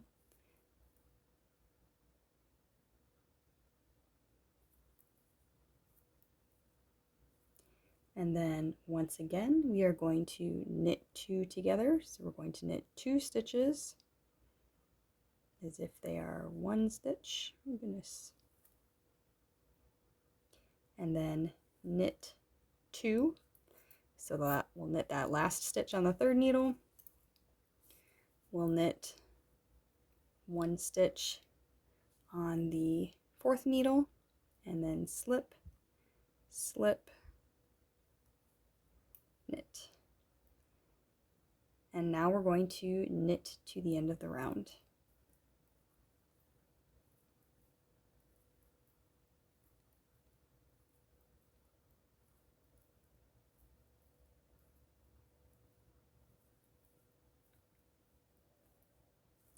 So that's round 2.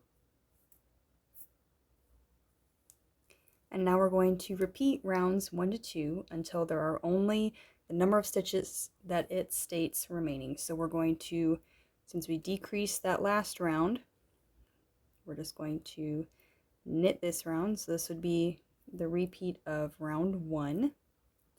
And we're repeating rounds 1 to 2, decreasing 1 round, not decreasing the next round.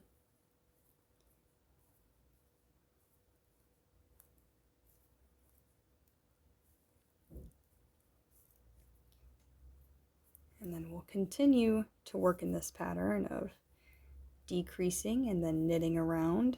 And it decreases 4 stitches per round during the decrease round. And we're going to continue to repeat this until we have remaining the number of stitches the pattern tells you. And then, let me get to the end of this round so I can show what we're going to do.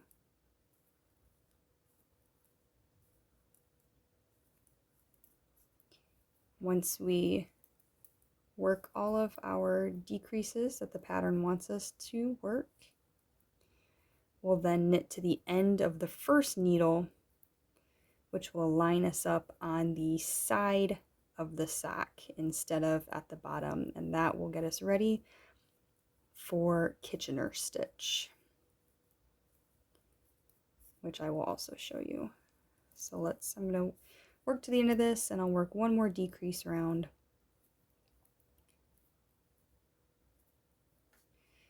So each time that you decrease, let's get over there. Each time you decrease, you're going to decrease at the same spot. So you're going to go to the last 3 stitches on the first needle, work the same decrease, and the last 3 needles on the third needle and work the same decrease. So now we're back to the beginning. Here's my beginning of round marker. I'm knitting the first needle. I'm knitting up to the last 3 stitches. So you're going to knit up to 1 stitch before the last decrease. I'm going to knit those together, knit 2 together, and then knit 2,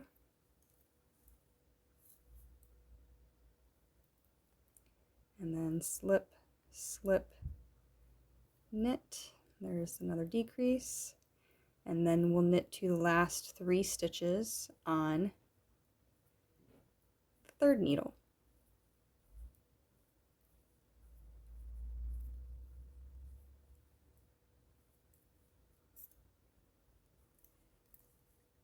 So if you're using magic loop or 2 circular needles, that's going to be knitting to 1 stitch before the last decrease. You could put a stitch marker after the decrease if that would help. So here we are, knit 2 together, knit 2, there's a knit stitch, and then we're going to slip, slip, knit. Knit to the end of the round, and then the next round will be no decreases. The toe is now finished, and we can see here's the beginning of the round, and I've knit to the end of the first needle. If you're knitting magic loop or with 2 circular needles, you'll just knit 1/4 of your needles until you're at the side of the sock. And this gets us set up to bind off with Kitchener stitch across the top of the toe. So what we're going to do now, I'm going to I don't need that 5th needle anymore. I'm going to rearrange my stitches just a little bit so I don't have so many needles in my way. You can do it without doing this, but I think this makes it just a little bit less annoying to do Kitchener stitch. So I'm going to take the stitches on my 2nd and 3rd needle and put them on the same needle. And then I'll do the same thing with the stitches on my 1st and 4th needle. Put those on the same needle.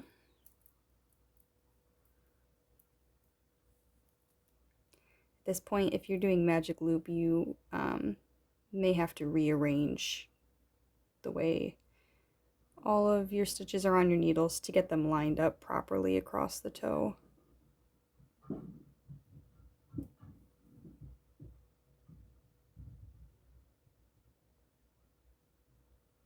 Let's see.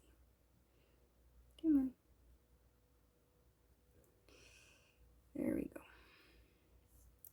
So you can see that we've got our decreases on each side of the toe, and then we've got our stitches on 2 needles lined up nicely together this way. Now we only have 2 needles to work with while we're doing Kitchener stitch.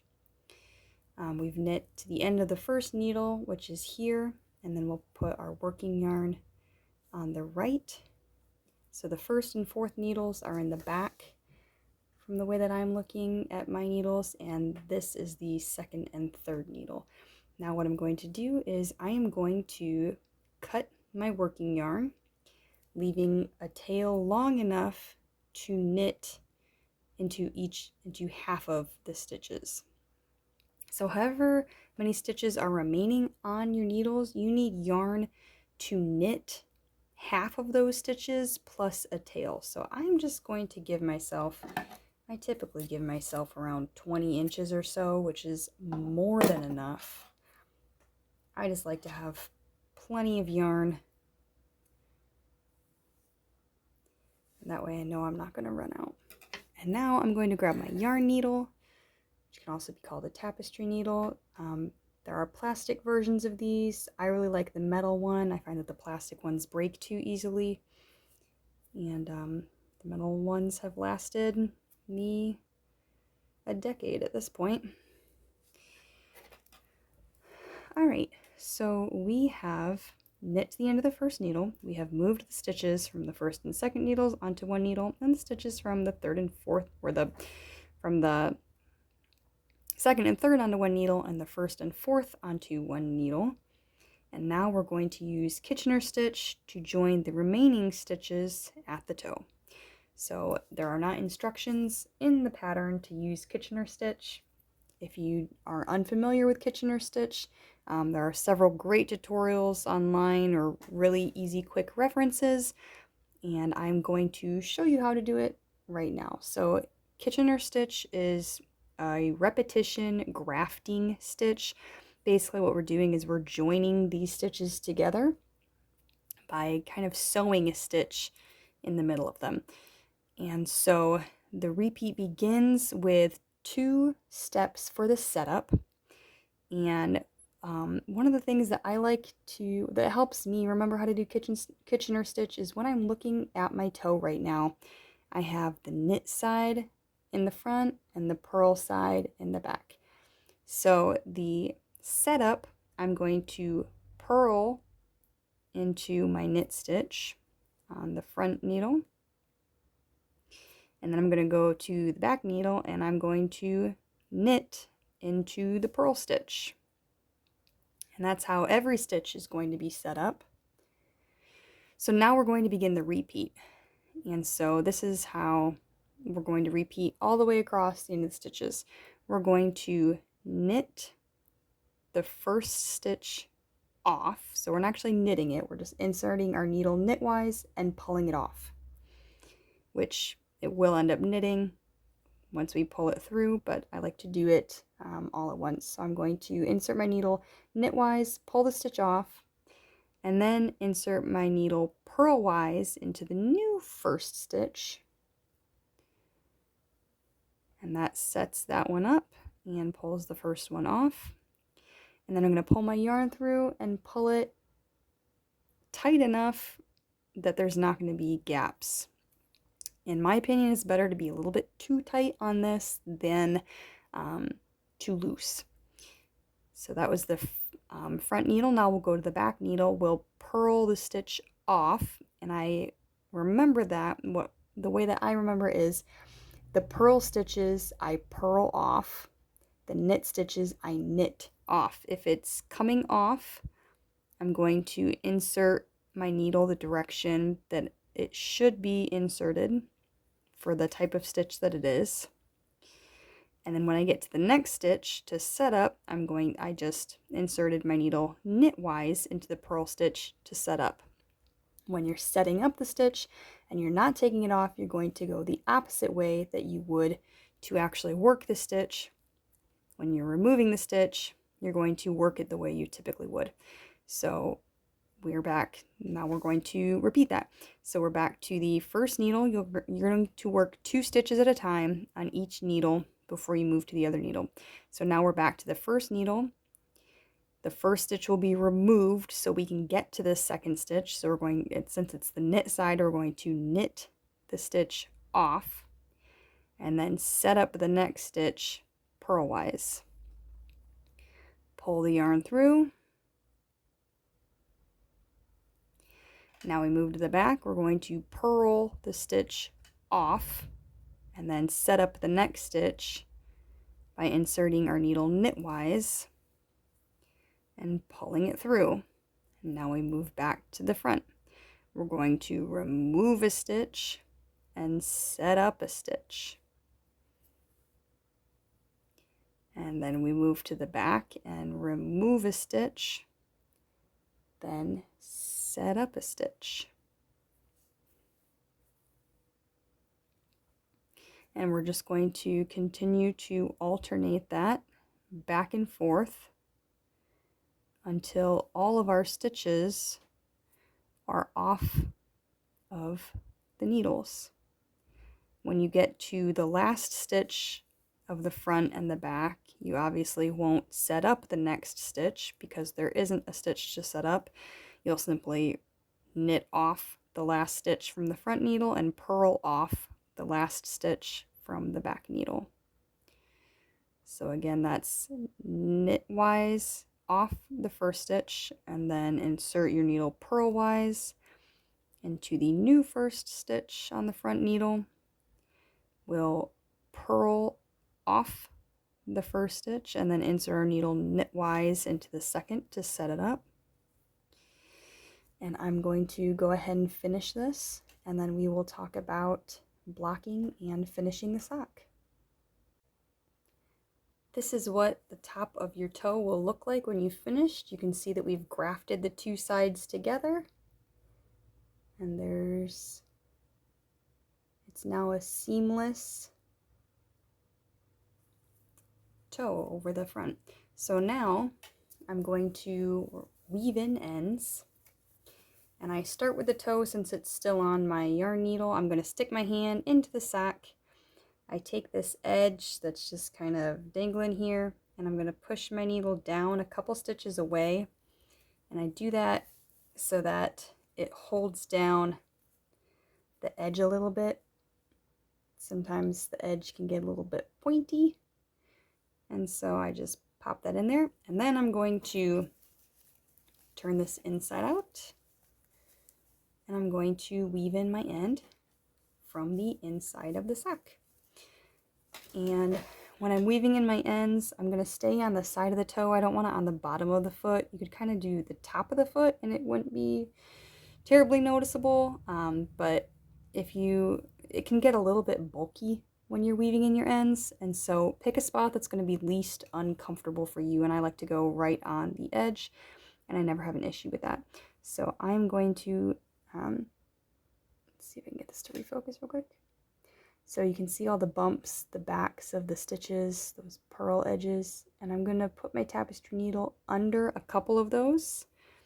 And that doesn't go all the way through the stitch. This is just the back of the stitch. You will not see this from the front. So I'm going to go up a few stitches, and then I'm going to come back down a few stitches, making sure that I only grab the back of the stitch. You don't have to grab every stitch. The point is mostly to go back and forth a little bit. This just secures the ends. If you can split some of the stitches, even better. It holds it nicely.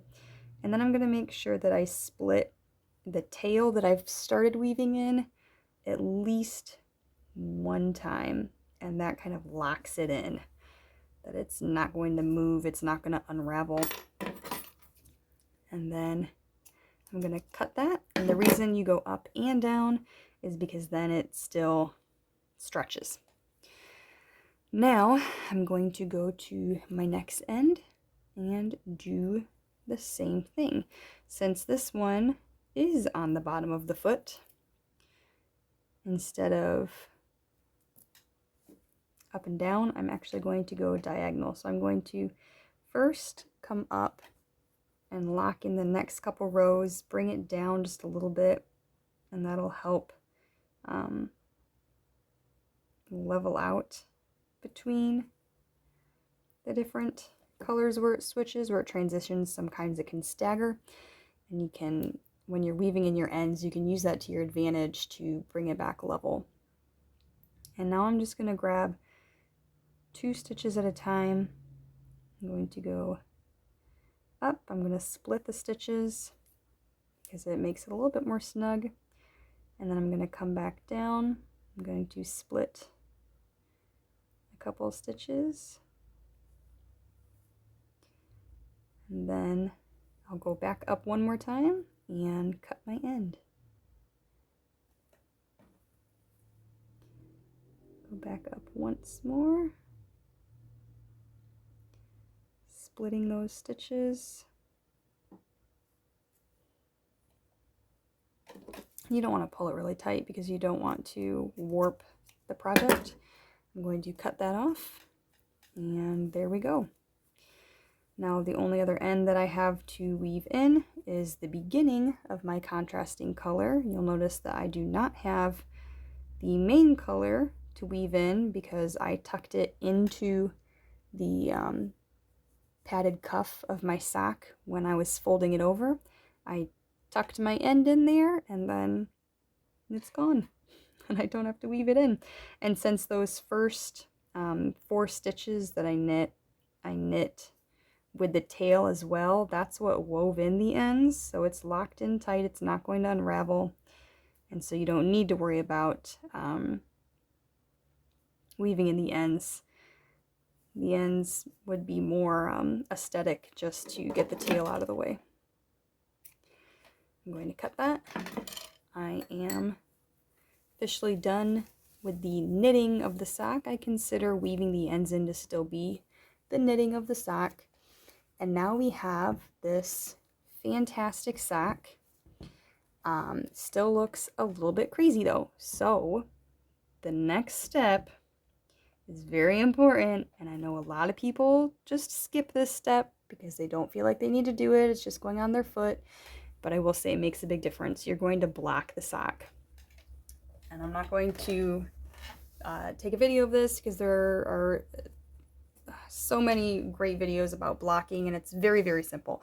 All you have to do is get the sock wet, submerge it in warm water, squeeze it a little bit, make sure it's completely soaked, and then you're going to wring out the water. And once you've wrung out the water and it's damp, you're going to place it on a sock blocker and let it dry. What this does is it gets all your stitches nice and flat, nice and even. You can see the difference between these two socks, how this one looks kind of crazy still, and this looks really nice. Everything looks flat. You can see these slip stitches are all laying really nice and even. And it's not bulging anywhere like this is. It's a great way to finish your socks. If you do not have a sock blocker, I have another video on this. You can make your own out of cardboard. All you have to do is take a sock that fits you well, preferably a hand knit sock, since it's going to be, hand knit socks tend to be a slightly different size than store-bought socks since they're not made with elastic. But just trace the sock onto a piece of cardboard, cut it out, use some corrugated cardboard, and then use that as your sock blocker. You can take your damp sock, put it right on that, and let your sock dry that way. Once it's dry, you can take it off and it is ready to wear. So that is the full in-depth tutorial on how to knit the Everyday Sock 2. If you have any questions about the pattern beyond what I've shown here, there's a lot of other great tutorials for specific techniques. But if you think there's an error in the pattern, or you're just still having trouble understanding something, or you would like a suggestion on another video to try out, just let me know, and I respond to comments as quickly as I can. Happy knitting!